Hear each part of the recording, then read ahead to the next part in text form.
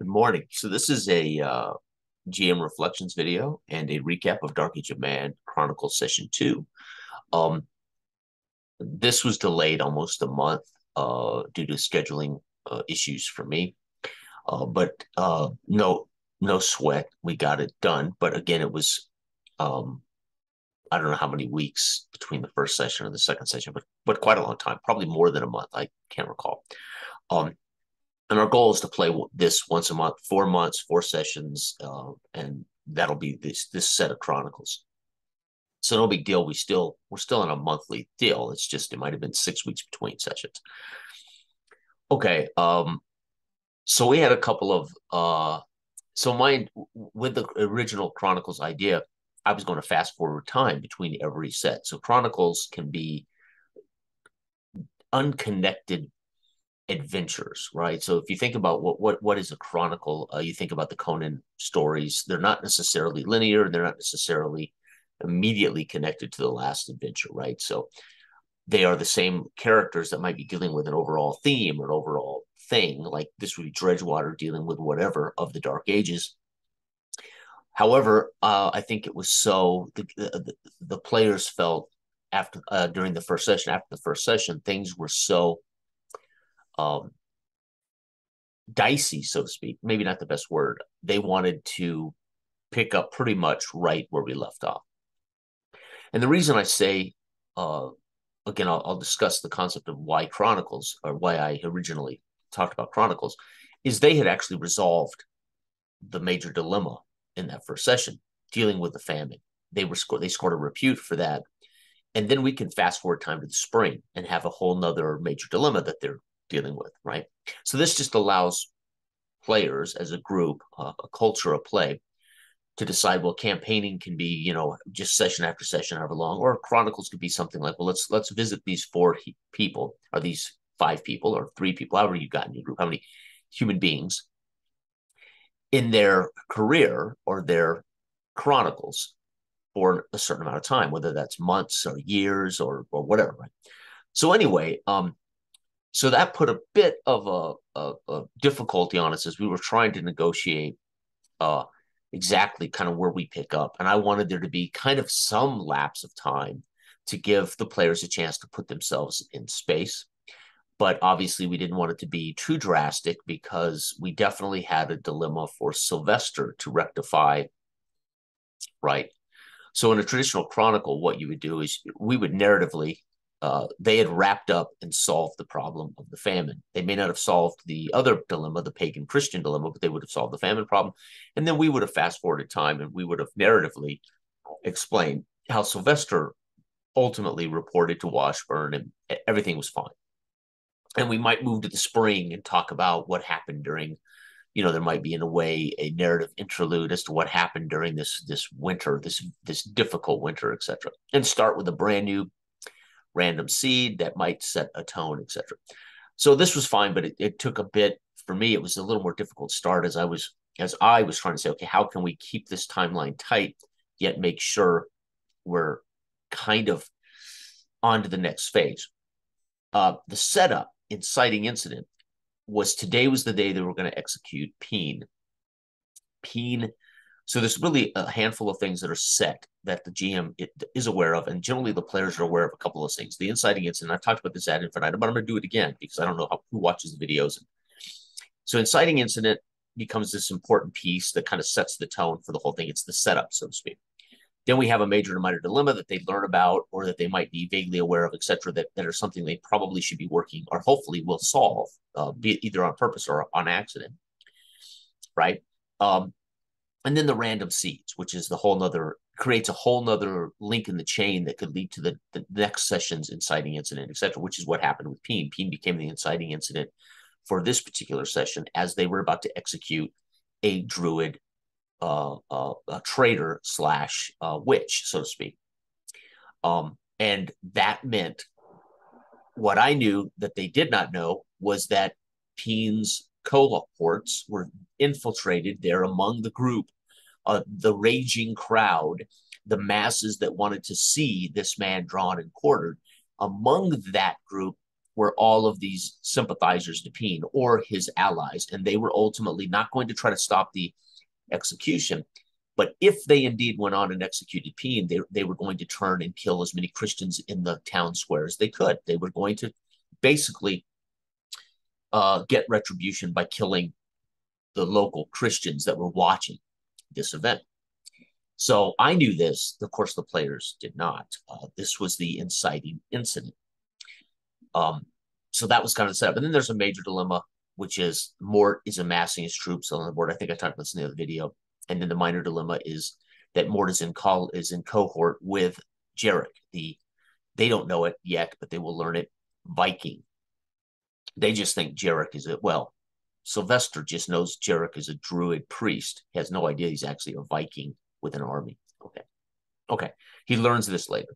So that was the setup, and it worked great. And this is what's so amazing. So we played 3 hours. 3 hours of actual time.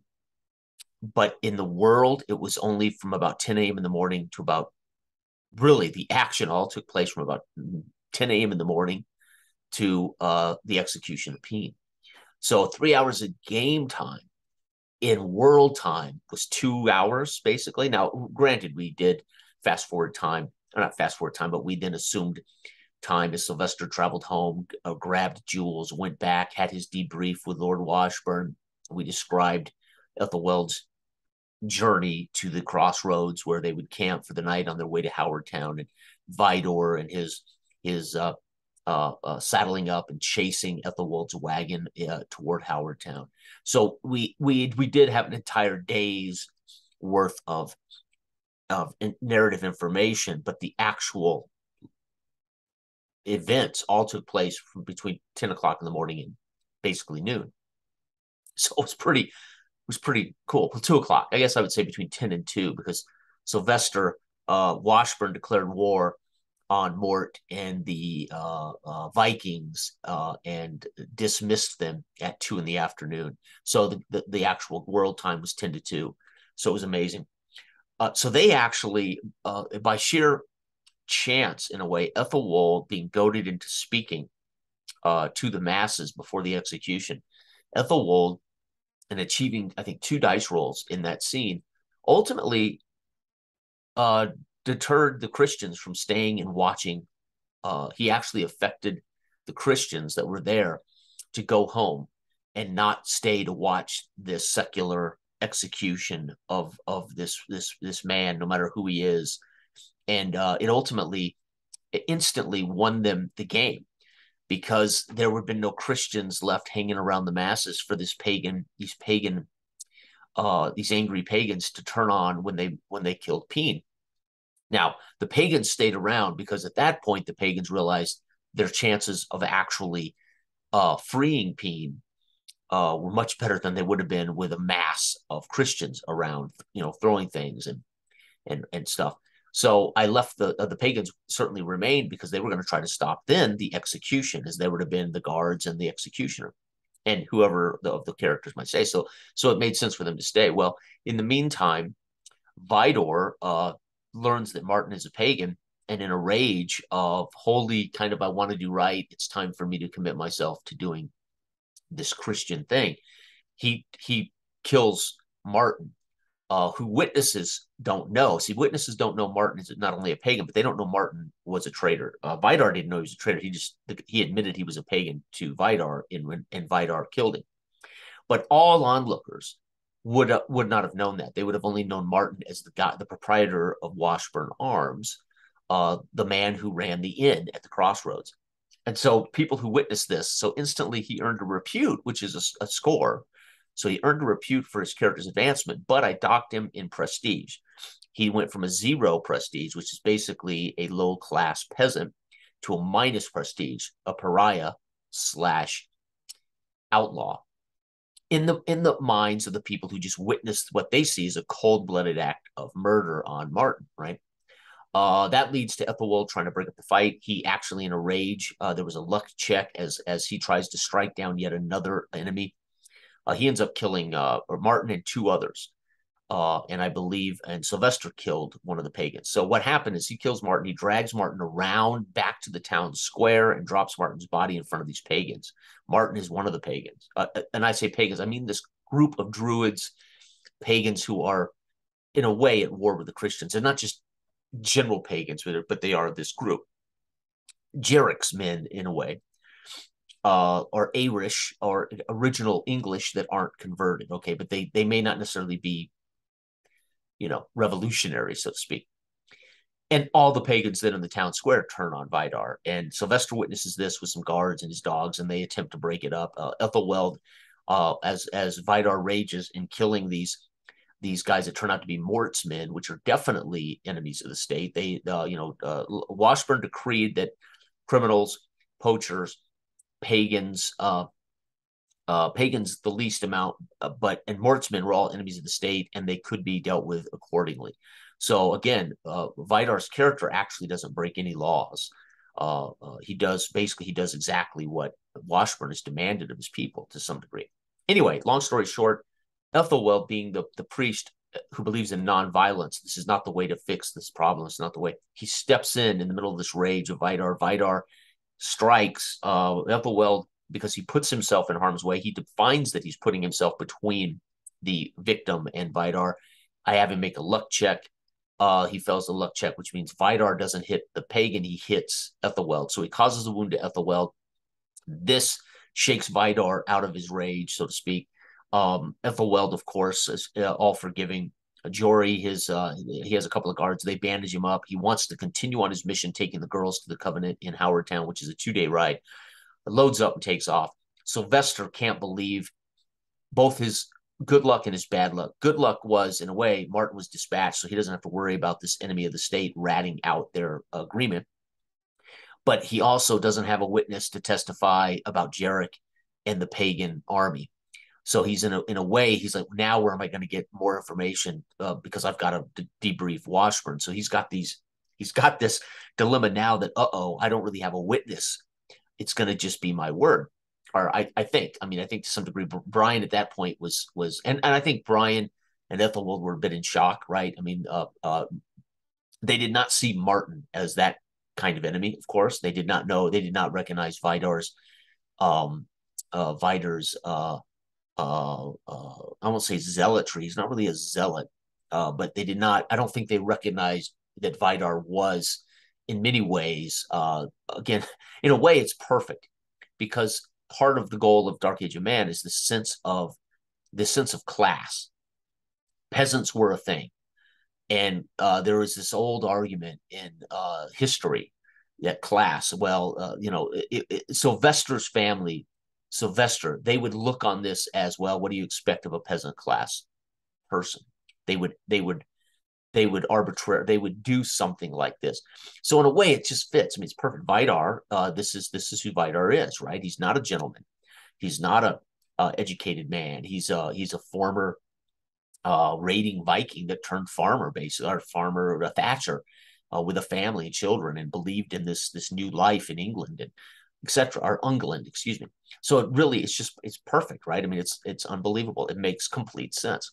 But it was a shock, and I think it was at that point very, because I think we all went, where is this going to go now? And of course, immediately when he said he's dragging the body around and dumping it in front of the people, because he doesn't realize all the Christians have walked away. Ethelwald is convinced the Christians to leave. Ethelwald gets in the wagon. He's headed over the hill when he murders Martin on the way out of town. He drags the body back around to the front. Vidar really is living in this very blinders. Think of a horse with blinders. He only sees what's in front of him, so to speak. And so he doesn't even realize all the Christians have left the town center. He throws this pagan enemy among his colleagues, and the pagans turn on him. Sylvester's able to break that mob up, divide and conquer, so to speak. They're way outnumbered. One of them's dead, and half the mob runs away. And Vidar kills 2, and the third one they end up taking 2. Actually, Vidar kills a second. They end up taking 2 of these men as prisoners, which is good because they know they're going to find out for a fact. They've got 2 of these Mort's men in custody. So they're not pagans. They're actually spies for Mort. They're actually there inciting problems in Dredgewater. Brian says, I have one source left, Peen, the man hanging in the stocks. And he goes over to talk to him. I describe how he's been tortured and beaten and he's in bad shape. And he whispers in his ear, using pagan, he defers to a pagan god in the ear of Peen, who's a pagan druid, and acknowledges to Peen that they have the same foundational beliefs. So for the first time, Sylvester's admitted in session, but only to one man, whispering in his ear that inciting the name of Diana, I am one of you. You need to tell me what the hell's going on so I can stop this craziness. And Peen tells him that Jarek is a leader of a Viking group that has joined forces with Mort because he wants to take the lands of Dredgewater for himself. So at this point, Sylvester's distraught because he realizes it means war, and he had hoped to avert this problem. He had hoped to avoid for Dredgewater war, but now he can at least debrief Lord Washburn as to what he knows. And he's got the Jules dilemma. Jules is the Blackleaf Inn. He had convinced Jules to. Jules wanted to help the pagans, but he wanted to aid the people who were suffering with the famine, and he wanted to do it in a particular way. And he and Sylvester agreed to feed these folks out the back door, which is in a way taking food from the mouth of Washburn. It's doing it without the Lord's consent. And again, Lord of the land, not Lord of the world, right? So he feels responsible for Jules's arrest. So during all of this, all the people were there listening to the father preach as they were waiting for the executioners to show up, and all of this chaos is going, and Ethelweld's preaching. Jules is arrested in the middle of all of this, and he yells over the throng of people and all of throng of peasants in the middle, "Help me, Sylvester, help me." And Sylvester spies through the crowd that these two of soldiers that he knows are taking Jules into custody up to Lord Washburn's palisade.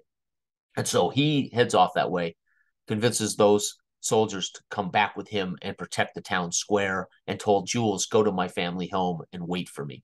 So he took custody of Jules, again, playing, in a way, one-upping, contra, how do I say this? Countering the Lord's orders. Go arrest Jules for, feeding the poor without my consent. Jules, in a way, takes responsibility. Sylvester takes responsibility for Jules and doesn't send him to the Lord, sends him to his home. So Sylvester's doing everything he can to control the situation, which is brilliant. He feels responsible. Anyway, they have the fight with the pagans. They clear it out. Martin now is asking what happened to Ethelweld. He's asking around the few people left in the square. They won't speak to him because they're terrified of him. They saw him talking to Martin. Next thing you know, Martin is being killed. And so he's a pariah, but he does make friends with Dar, the 6'6" blacksmith, who laughs and says, "You're a pariah," and he invites him in, and he agrees to make him a new holy weapon. As Vidar has an epiphany, he will no longer ever shed blood again, as he has accidentally hit the priest Aethelwold and drew blood. So he decides he'll go with the mace. So he cuts a deal. He gives his lands to Dar in exchange for him to create him a weapon worthy of a holy warrior. Dar says it'll take him a fortnight, a couple of weeks, and then he will have this weapon. He will have the finest weapon he's ever had to fight his holy war. And meanwhile, he also learns, as he now, in a way, is less enraged, less cloudy headed. He starts realizing Dar, this big blacksmith he's always kind of taken for granted, is tattooed and scarred, and he realizes Dar recognizes where he comes from because he too was a Viking. So we've got Dar, in a way, understanding Vidar, what happened and what Vidar went through, and now in a way is enjoying watching Vidar be ostracized, so to speak, but not because he's against Vidar, but because when you believe in something, it may well happen. This may well happen to you, right? If you're going to believe in something and you perpetrate an action that some people don't understand. So anyway, he loans him his horse and says Ethelwald went on to Howard Town, and so he gives Vidar the loan of his horse, Old Vicky, and Vidar saddles up and takes off after Ethelwald, headed to Howard Town to put the two teenage girls in the convent there. Sylvester goes and collects Jules. He discusses with Jules, listen, I will explain to the Lord why you were doing what you were doing. I will accept responsibility. They go back. Jules is handed over to the guards, and John, his captain, and he have a conversation walking to debrief in the manse. He debriefs John about Martin and about what happened, and they enter the dining room, and that's when they have the conversation with Lord Washburn. He explains why Jules was doing what he was doing, and Washburn, though, although sleep deprived and a bit deranged, accepts without question Sylvester's responsibility and says Jules will be set free, but he will suffer 16 lashes, which is not ideal. I mean, obviously that's not going to be good for Jules, and Sylvester had hoped to avoid any punishment, but Washburn is a bit, a bit on the deranged side at this point. Fear and anger, whatever is going on, whatever's percolating in Washburn. He explains to him who Martin was and that Vidor actually executed a traitor, which immediately alleviated the -1 prestige for Vidar, as now Washburn will be able to spread rumors that this man was a hero. He actually dispatched a traitor among us, which will trickle down through the world, through servants, into Dredgewater. And when Vidar returns from wherever he went, he won't be a pariah, right? They will have learned that he actually executed an enemy of the state. He just did it in a fashion that people didn't know what was going on. So Sylvester rectifies Jules, the idea that Jules was responsible for feeding the poor without consent. Sylvester does that by admitting that the wolves that they killed, he butchered and gave to Jules to feed broth to the poor. So it wasn't really the Lord's food. And it wasn't really the Lord's resources. I mean, technically it is. Everything on his land he owns. He owns the wolves. The feral wolves belong to the Lord, right? You can't poach these wolves. But that isn't the point. The point is he accepted without question that Jules acted because he was ordered to do so by Sylvester. And that was fine. But Jules was whipped nonetheless, which should tell us that there's that Lord Washburn is in a very dangerous state. And I'm going to talk a little bit about something too in a second.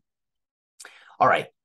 Then he tells him the rest of the story. By the way, I've learned from Peen, the man who's going to be executed or was just executed, that Jarek is not just a pagan druid. It turns out he's a Viking with an army that is in cahoots with Mort, and we may be facing a siege. So Washburn at that point declares war on Mort and on this man Jarek.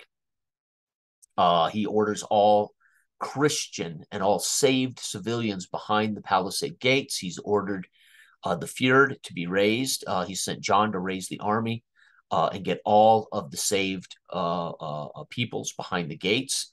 Any pagans that don't choose to be saved, they're not necessarily to be killed. They're just not going to be allowed behind the gates. They won't be under the protection of the Lord of Washburn and God himself.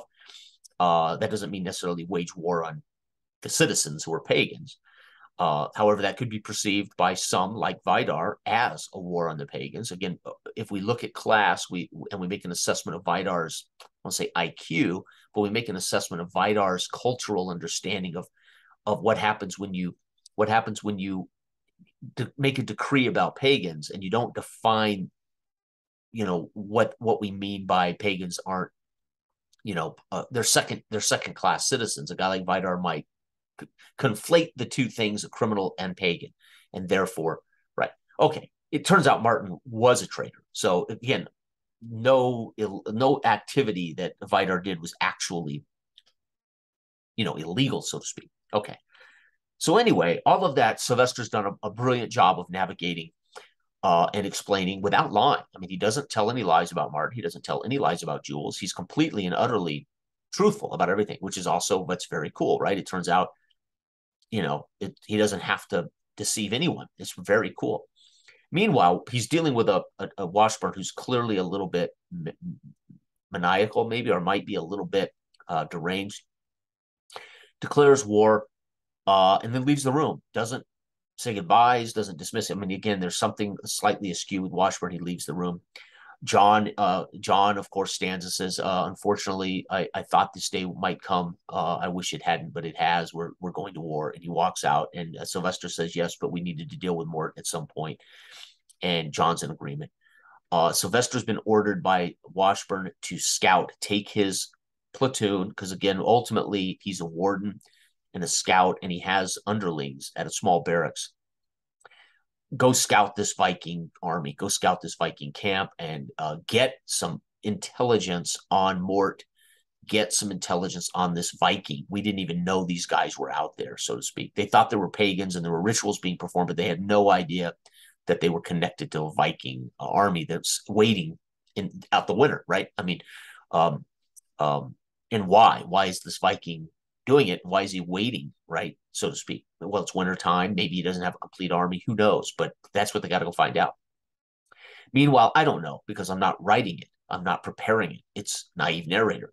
We only know there's some truths. There's Jarek in a Viking army, and there are cahoots with these things occur from session play. They occur from random seeds, etc. All right, the first random seed I rolled to start the session was Viking camp dash Jarek question mark. At some point in game, they were either going to hear that there was a Viking camp. They wouldn't necessarily know it was Jarek, or they were going to encounter Vikings that might lead them to this camp. They would have found out some way, somehow there was a Viking camp. It didn't come up until Peen said to Sylvester, there's a Viking camp. Jarek is their leader. That's how they found out. And that was the very first seed I rolled to start the session. It didn't come up until an hour and a half, 2 hours into the session. The second one I rolled was Jules, and I rolled that up probably 20 minutes into session. I said, I've got to have another seed here because right now they're waiting for the execution. I don't know what's going to happen. Ethelwold's going to be traveling in a wagon. So I thought I better roll another seed here because we got to keep some stuff happening. And I rolled Jules arrested. So while they're in the town center and all this is going on, Jules is screaming over the throngs of the crowd, help me, Sylvester, help me, they're arresting me. And he witnesses it and chases him down. So we had only 2 seeds for that whole session. 90% of it was dealing with the inciting incident, which is very cool. The setup of the session, this idea that at noon they're going to execute the traitor, the whole session ended up basically revolving around that moment. Before the moment, and then the moment, and then the preliminaries in which they disbanded it and really won the session. Peen was still executed. He just was executed in front of, for the most part, no witnesses. Right, it was a very surreal thing that what normally would have been a throng of people cheering, nobody saw it, or it was there was a pall over it, and ironically, the only people who really see it were Dar the blacksmith and Vidar standing at the blacksmith shop, which is right outside the town center, and then of course the wagon. Ethelweld, I described to Ethelweld watching them disembowel this guy and draw and quarter him, basically from where Ethelweld's sitting on top of a wagon at the top of the hill looking back down into the town center. He witnesses from a distance the execution of Peen. Doesn't really know who else has seen this. Meanwhile, Sylvester doesn't see it. He's en route to his house, etc. So it's just, it was amazing. Again, phenomenal. And yes, there was a turn there. I think it was, we were all surprised by it, but I think we all in a way too had to stop and say, how does this affect the remainder of the session? Because what Vidar did in character makes total sense, but I don't think any of us saw that was how Martin was going to be, that Vidar was going to actually realize his responsibility for watching Martin. Remember, Sylvester offhand, when he was chasing down Jules, he says offhandedly to Vidar, watch Martin, right? But Vidar doesn't know anything about Martin other than he's been told to watch him, and he knows that he came down with him, but he doesn't know that he's a pagan. He doesn't know that he's a traitor. Sylvester, none of that stuff's been shared.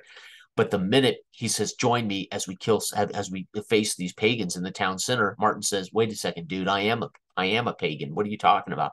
And Vidar says, oh, well, then you die first, basically is what happened. But it was amazing. It was an amazing scene. It was an amazing event. And we all genuinely felt it. We felt, I think, the loss of Martin. I think we felt the moment that Vidar, and we find out that what kind of man Vidar could be, which we have not known yet, right? We have not really seen who Vidar is, right? And then, of course, Sylvester scrambling once again to try to hold it all together. How do I take all of these threads, these fragments, this chaos, and somehow make sense of it for Lord Washburn and myself? But on top of that, Sylvester had hoped to avert any slaughters. He had hoped to avert any pagans being killed, and he had hoped to avert any issues between the pagans and the Christian. He had hoped to avert, and to realize that, maybe it might inevitably be a problem was, I think, gut wrenching for Sylvester. And Ethelwald, of course, a man of God, uh, has an epiphany that almost all of this was brought upon the town of Dredgewater and the country of Dredgewater because of the Lord himself, Lord Washburn, decreeing this in a way, in hate, this idea of the hate toward the pagans in the name of God. And Ethelwald realizing that what he is, in a way, what he represents and what his goal is to bring love and peace to transfer these people, that Washburn's decrees have made it very, very dangerous, very difficult. And I think it's Ethelwald's first real idea of how dangerous this is. And man, this is a man who never, he suffered as a child a raid on a monastery in which he has PST flashbacks about a Viking raid.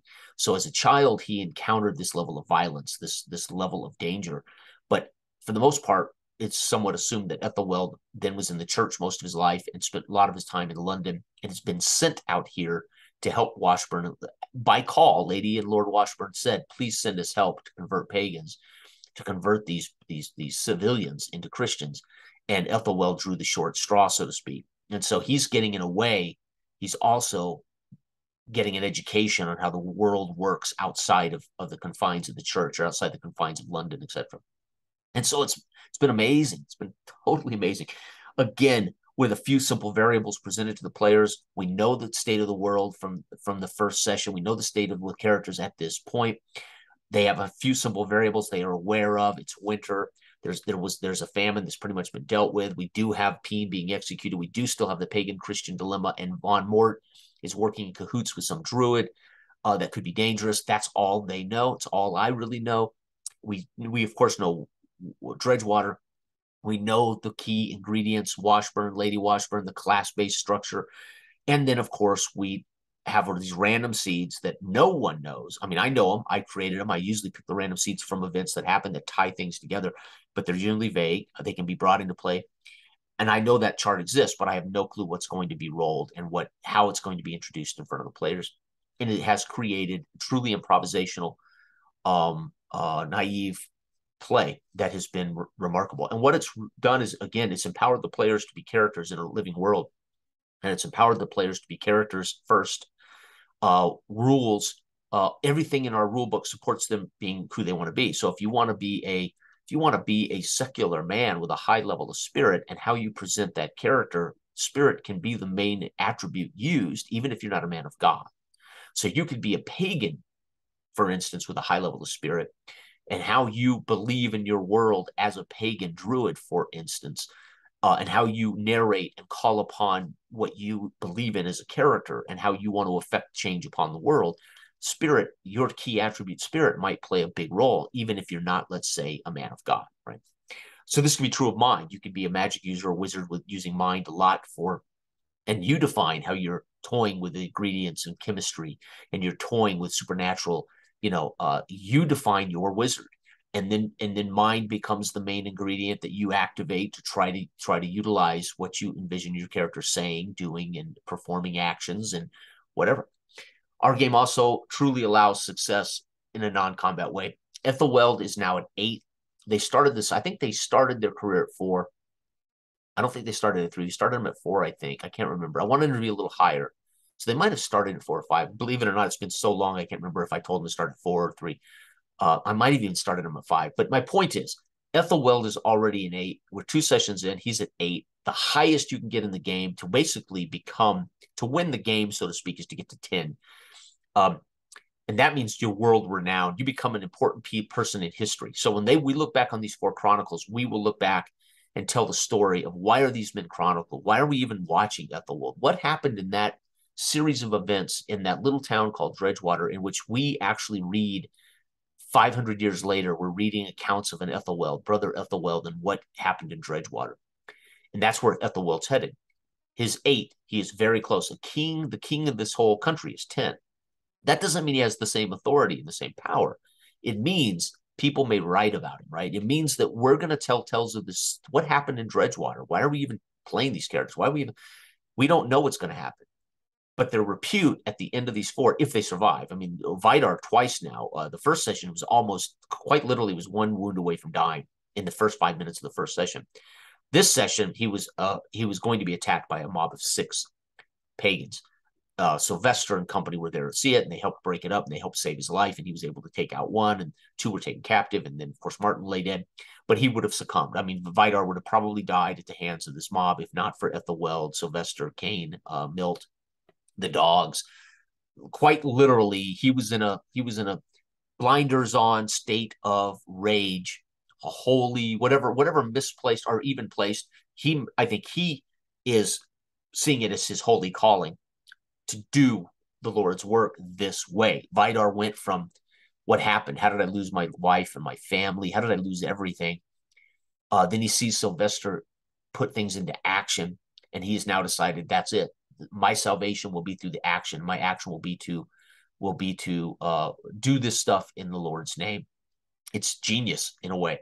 And again, Dell doesn't plan it. He's a character. He gets into character, and then this is the nature of what his character feels, and then his character acts. And we're seeing what Vidar is in a way. This idea that at least this is my perception of what I'm watching happen. Right? I mean, obviously we don't discuss who Vidar is and what Vidar's motives are, etc. I'm perceiving Vidar's putting all of that into this idea of a calling, his calling now to be a warrior for God, so to speak. And it all, sum total culmination of the world around him that is pointed him in this direction because of Washburn's attitudes toward the pagans and because there's a Christian pagan dilemma. So it's just amazing how all these variables add up to how a player wants to play his character in the world, but then how the world's affecting his character. Ethelwald, in a way, now a man of the world, but his reputation is going to be much broader, and the world's going to know of him and what he's doing, even in the surrounding country. And Ethelwald still sees himself as just this guy sent down from London, which could still be true. But in the end of the Chronicles, the reason we played these out, who are these guys? Why are we playing Conan if you're Conan? Because why are we reading about the Conan stories? Because they're the chronicles of this man called Conan. If he had died a miserable death in the desert, we're reading about somebody else, not about Conan. We may be telling the tale that Vidar died in the war. We may be telling the tale that Sylvester and his dogs died in the war with Mort. Don't know what's going to happen. But Ethelwald right now at an 8, this could be his diary, right? With this, all of this could be the sum total of Ethelwald's diary as he reflects back on his when he was a young man and traveled to Dredgewater. And who knows? He may be the witness that's telling, in a way, this chronicle. So it's amazing to play because it's all happening live. We're creating this history. I don't write anything. We just prepare a world. We prepare this entity that exists, and then the players play human beings in this lab, right? They're not mice in a maze, right? This is not Dungeons and Dragons where I drop the characters into a maze and then I attempt to kill them, right? This is not mice in a maze, which is how D20 Dungeons and Dragons has been played for eons. And whether DMs admit it or not, that is exactly what we're doing. It's a mousetrap. Come into my lair and I will, let's see if you survive. But that's not at all what this is. And it's not even remotely what it's meant to be. And they're not superheroes. They are incredibly mortal. But it's fascinating to watch a non-combat character have such success. And he's already a repute 8 and has not had a moment of combat. And it's very, very cool. And Sylvester's only had a couple of moments. Right? They dispatched the wolves and dispatched this mob of pagans. Vidar's been the one that's been wounded really twice in combat. And of course, isn't it funny? Because I believe this. I'm a firm believer in this as in the world we live in. Violence begats violence. People who live a violent life generally die a violent life. And I believe that. I believe that in the world we live in and how we project ourselves as human beings in the world we live in. It's fascinating to play Dark Age of Man and see Vidar's violent attitudes or Vidar's kind of violent history. The violence in the man that's been suppressed as a farmer who's lost it all now shows up. Vidar, a man of violence, is probably going to begat violence, and he's probably going to violent people die of violent ways kind of thing. It's fascinating to see happen. And anyway, so it was a great session. It is, it's proving that not only does this idea work, Dark Age of Man is just the setting. You could do this, of course, and say, I don't want to play humanistic, human-centric, pseudo-historic Dark Ages. The concept of naive narrator works, the concept of how our dice system and how our simple attributes actually inform the game, not the player. I am a priest. My attributes only support how I present myself to the world, and the attributes hopefully will be called into play based on what I say, what I do, what the world's doing to me. So you're not looking at your attributes saying, hey, I think I'll use heal, right? You're not totally informed on how you role play your character based on your class, right? You play a character, and the attributes support whatever actions that you take, so to speak, if you narrate particular things, right? If Ethelwald narrates that he drives the dagger into the guard, it's going to be body because the rules demand that's a melee check, that's a combat check, and he is not going to be very good at it. So he'll probably fail. He'll fail attempting to be a dagger wielding priest at this point. But when it comes to elegant preaching and it comes to the power, using the power and the word of God to affect change on certainly on these peasants, it's been incredibly effective. As he, in his class structure, is witnessed by these peasantry as a man of God, a man of the church. He is an authority to them at least. And as he speaks, he affects them. And he wields his speech and he wields his class, his level, his hierarchy among the peasants as a weapon, ultimately, a social weapon that's affected change. And it's been amazing. And then he used his spiritual prayer to God to actually affect a miracle and change upon the setting. So it's just been amazing to see it work and to play with guys that are first and foremost, they're great human beings, but they are experienced gamers, and they are first married to the idea that we share a social structure and we accept the limitations of the world we're choosing to partake in, and they don't take advantage of that. They play out real characters in a real setting, and then we see what happens, and it's been great fun. So we have 2 more sessions, believe it or not. That's just 2. The next session, I will, again, Chronicles, I will probably fast forward time to some degree. I don't really want the session to be about traveling to Howard Town. I don't want the session to be about Sylvester in the woods looking for a camp. So we'll probably fast forward time a couple of weeks. I will give them some idea of what's happened in the last 10 days or so. Ethelwald delivering the girls to the convent. Sylvester and his crew will get information as if they've already scouted the camp, etc. We'll probably fast forward time about 10 to 12 days. And we'll start session 3 in a way at that inciting incident, right? And again, the inciting incident, then I'll know the major and minor dilemmas they won't be aware of, and then we'll have the random seeds. But they will also go into that session knowing kind of what they've learned in the last 2 weeks. You know, what Ethelweld's learned, and what Sylvester's learned, and what John, the mercenary man at arms, has he been able to raise the fear, or are the people behind the gates? So that session will start 2 weeks gone, in preparation as Washburn's declared war on Mort and this Viking. So we're going to fast forward time, and I will provide them with the intelligence and the knowledge that their characters would be aware of before that session starts. So again, contextually, we always, so again, for something like naive narrator work, we have context. Everyone needs to be on the same page, and we need to put everything in context. So I need to provide this information, and they're put in context. Their characters are then put into context, and then we all play within this context. So they're going to have context. So the inciting incident, the fast forwarding of time in the inciting incident will make complete sense contextually. And then we play session 3. So I look forward to it, and thank you for watching these videos. I don't expect many people to watch APs. APs are hard to watch. I don't watch our APs. I might listen back some parts of the APs. But I mean, this is not a spectator sport. Role playing is an active thing. It's a social active thing. You're meant to participate. It's very difficult to watch APs and be entertained, I think. But we do it for record, and we do it also to learn, and I do it to learn. I also make sure my memory is correct, and and we do it to also teach our the game. You know, how do you play Dark Age of Man? What does this thing look like? How is this randomcy thing really work? You know, because when you're in it too, you don't know. Yeah, when you're in it, you think you're doing it a particular way, and you don't realize that your effect upon the players may be different than what you think you're doing.